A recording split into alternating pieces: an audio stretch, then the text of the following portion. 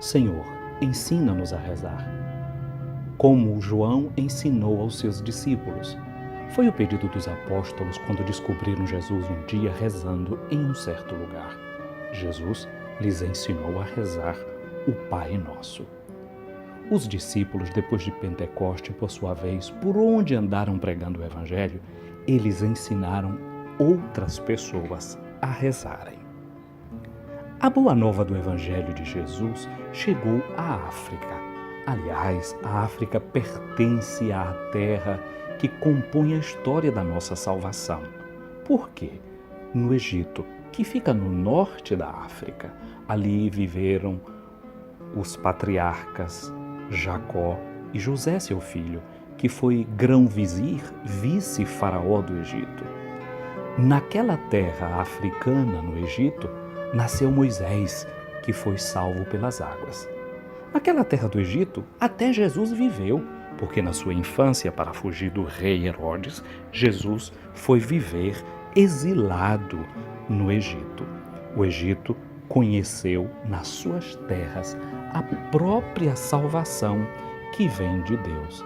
Mas nós não podemos esquecer que o próprio Jesus, quando estava caminhando para a cruz, ele recebeu o auxílio de um africano, Simão de Cirene, Simão Cirineu.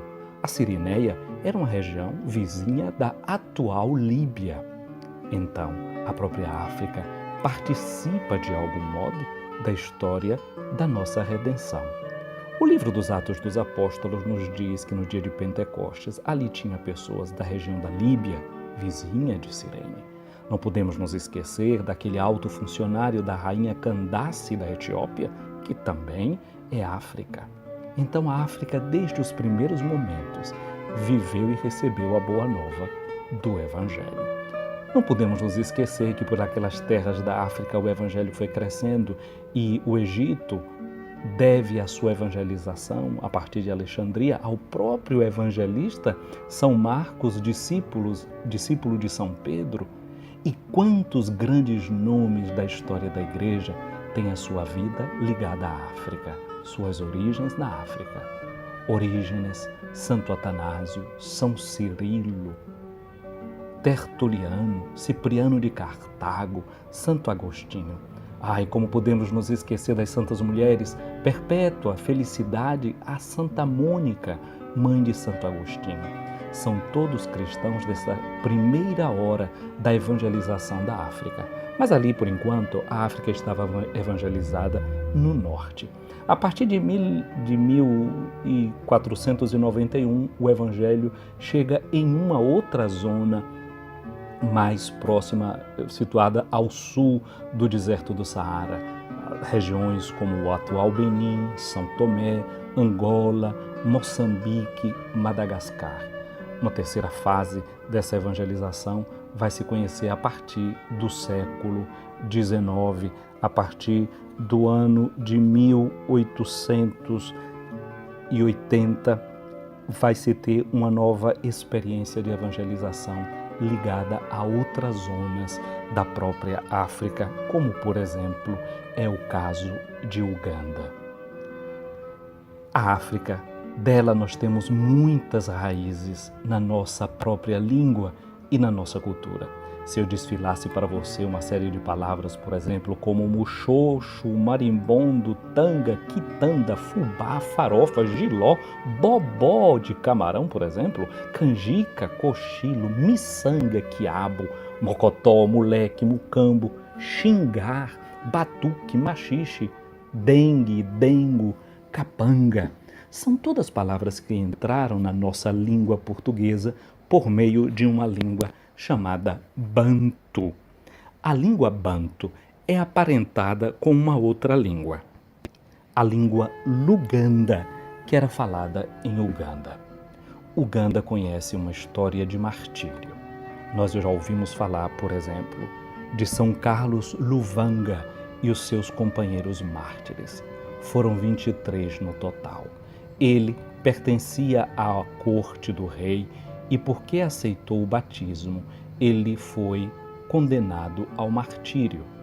Ele com seus companheiros tiveram que andar 60 quilômetros a pé até o lugar onde eles seriam martirizados. Ao chegarem naquele lugar, foram enrolados em esteiras de junco e atearam fogo neles. Dizem que o murmúrio das orações dos pajens foi crescendo à medida que o sofrimento aumentava, até que a voz deles cessasse e eles voassem para o céu. Sobre os pés de Carlos Luanga, o fogo foi colocado baixinho para que pudesse ser todo queimado e chegasse até os ossos e depois o resto do corpo fosse queimado. Enquanto ele era insultado, ele dizia: "Estão me queimando, mas é como se estivessem jogando água sobre o meu corpo."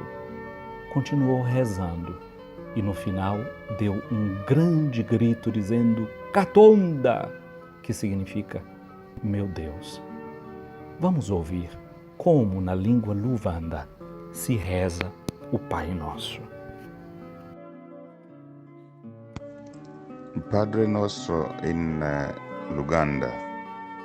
Kitaffe ali mu ggulu, erinnya lyo lituukirizibwe, obwakabaka bw'obujje byagala bikolebwe mu nsi nga bwe babikola mu ggulu.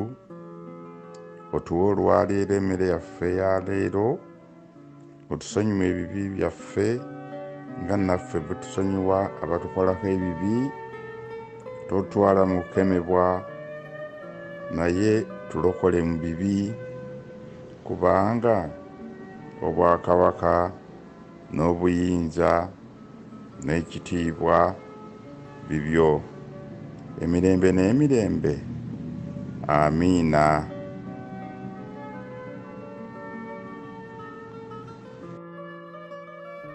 Pensando nos apóstolos que pediram ao Senhor que lhes ensinasse a rezar, pensando nos muitos povos a quem os apóstolos transmitiram a oração do Senhor, seria interessante que você também pensasse, minha amiga, meu amigo, meu irmão, minha irmã, quem ensinou você a rezar?